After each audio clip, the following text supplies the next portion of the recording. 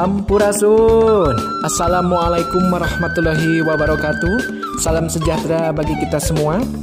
Anak-anak, pada kesempatan kali ini bertemu lagi dengan Bapak dalam video pembelajaran Bahasa Sunda.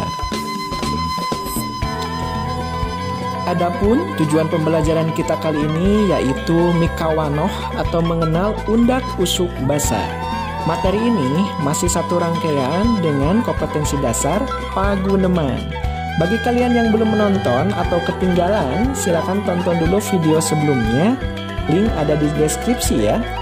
Mari kita mulai dengan pembahasan undak usuk basa. Undak usuk basa sarua hartina jeung tata krama basa. Jadi undak usuk basa sama artinya dengan tata krama basa. Kalau zaman dulu disebutnya undak usuk basa, sekarang biasa disebut dengan tata krama basa. Sedangkan basa itu apa? Basa itu sama dengan bahasa. Jadi kalau dalam bahasa Indonesia bahasa, di dalam bahasa Sunda ya hanya penyebutannya basa saja.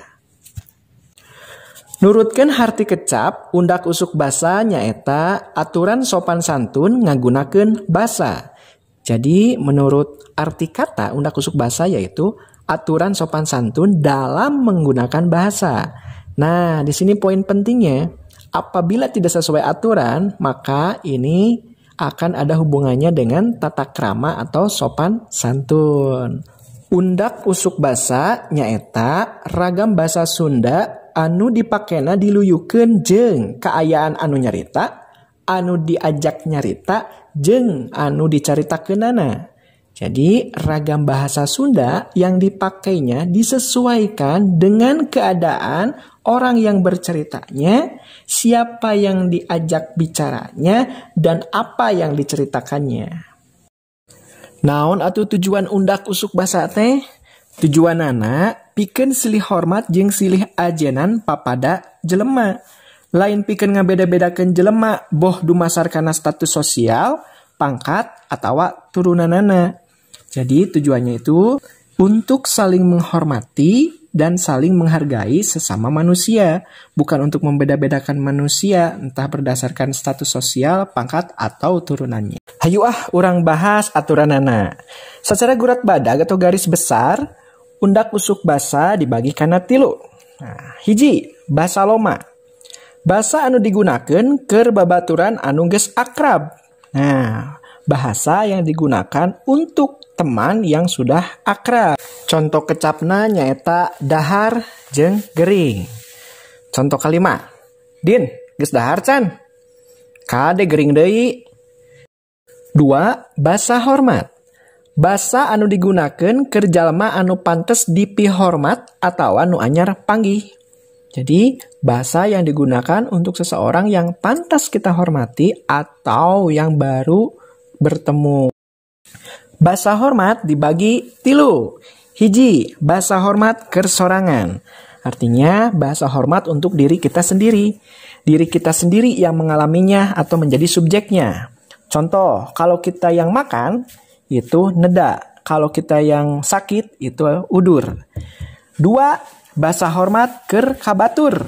Nah, ketika orang lain yang menjadi subjeknya. Contoh, kalau orang lain yang makan, tuang. Kalau orang lain yang sakitnya, tedamang. Contoh kalimat, abdi sareng rencangan tos neda di warteg kang.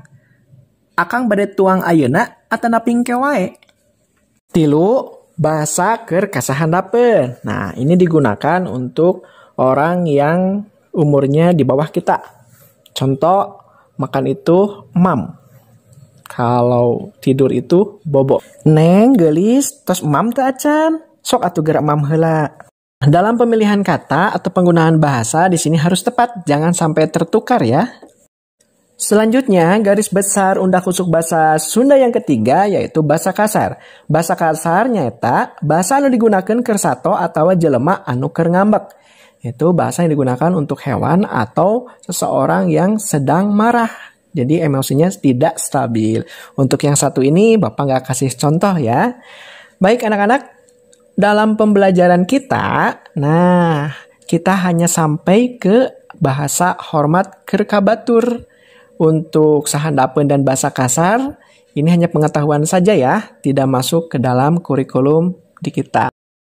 Kembali ke tujuan undak usuk basa atau tata krama basa, nyaeta pikeun silih hormat jeung silih ajenan papada jalma. Nah, untuk menghormati dan menghargai orang lain, tidak cukup hanya dengan undak usuk basa saja atau pemilihan kata yang tepat, tapi harus dibarengi dengan lentong, rengkuh, pasmon. Lentong itu adalah nada bicara, tinggi dan rendahnya nada kita. Contoh, kalau kita menghargai, jelas nadanya agak rendah ya, beda dengan orang yang lagi marah. Contoh, punten, punten. Selanjutnya, rengkuh. Rengkuh adalah sikap badan. Sikap badan kita ketika berbicara kepada orang yang kita hormati. Biasanya dengan cara sedikit membungkukkan tubuh. Contoh di Sunda ketika bilang punten, membungkukkan tubuh dan tangan kanan ke bawah gitu ya, punten. Yang terakhir adalah pasemon. Pasemon itu adalah raut wajah. Ya, ketika kita bilang punten harus dengan senyum ya, tidak dengan wajah yang judes dan lain-lain.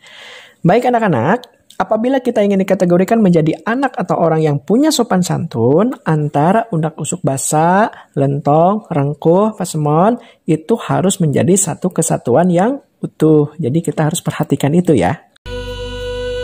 Demikianlah materi pembelajaran hari ini.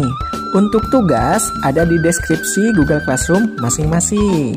Hatur nuhun, sabisa-bisa, kudu bisa, pasti bisa. Ngamumule bahasa Sunda. Wassalamualaikum warahmatullahi wabarakatuh.